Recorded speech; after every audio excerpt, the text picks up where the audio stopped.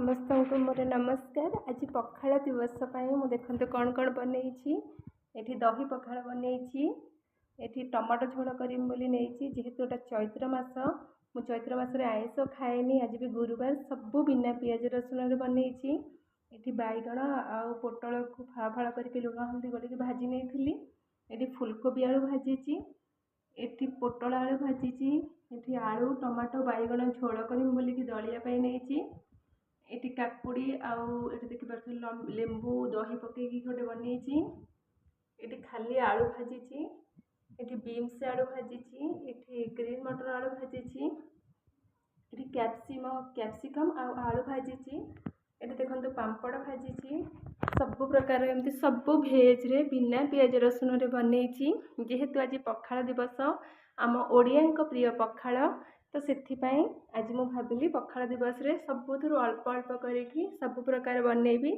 तो आज मु एई सब बनैथिली। मोर चैनल टी को आपण माने लाइक करिवे, सब्सक्राइब करिवे, शेयर करिवे।